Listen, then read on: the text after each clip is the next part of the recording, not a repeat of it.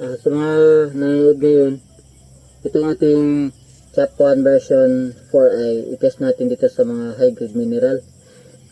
So para sa kaalaman nyo guys, itong ating mga high grade mineral is galing ito sa iba-ibang lugar. Ang iba dito ay galing sa dagat, sa bundok, sa mga hinuhukay. So ito guys yung isa ng pinakamatigas na lahat ng bato dito guys, para itong bakal guys. So ito naman isa, ganyan sa ang tsura ng guys, pero ang frequency nito ay malakas, parang gold.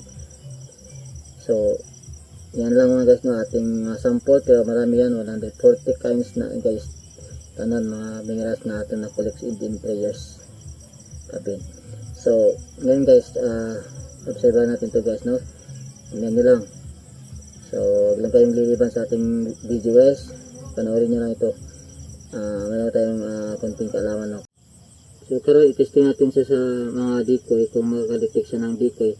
Ito nanay load ng mga decoy sa handle at saka sa pendulum. Try natin guys. Na-obserbahan nyo guys na hindi siya nag-detect dun siya sa gold na necklace. Ayan. Okay. Ang iba dito, di man niwala. Pero hindi natin sila matipilit. So, ayan siya guys, no? Ito naman ang ating version 4 ay meron na tayong DIY dito guys. Napaka-detalye, pwede natin gayahin. At formula nito guys is kompleto sa ating DIY na nandun sa ating vlog sa YouTube.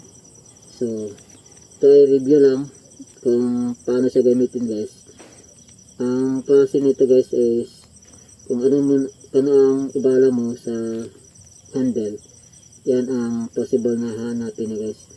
Sample tayo ngayon no. So dito ilagay sa ating handle ang ibala. Hanggang magbala ka ng pulbura, siyempre hanapin nyo ng pulbura guys, o yung bomba.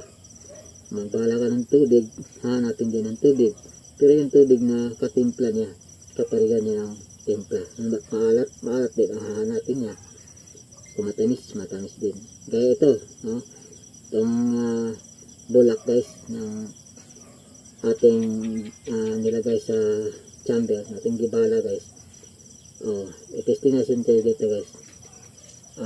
Ito hindi ko sinasadya. Ito mahanap siya kung ano ang ibala mo guys. So yan na. Sundan nyo lang guys, tapusan nyo ito guys. Maganda ito para makita nyo accuracy. Pwede naman itong gayahin guys, kasi meron ako sa YouTube nito na napakadetalye guys, walang kulang. In-expose ko to guys, ha? Marami na dyan sa YouTube. Isa pangatlo, pangapat na itong guys na DIY ko dito sa YouTube. So ayan guys no.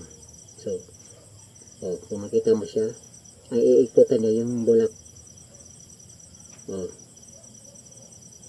Napaka-curious kung sa accuracy, pasada to guys. So pag wala itong bala guys, automatic pulled ang hahanapin niya. At yung ibang frequency na wala sa aking 140 guys na antay dito.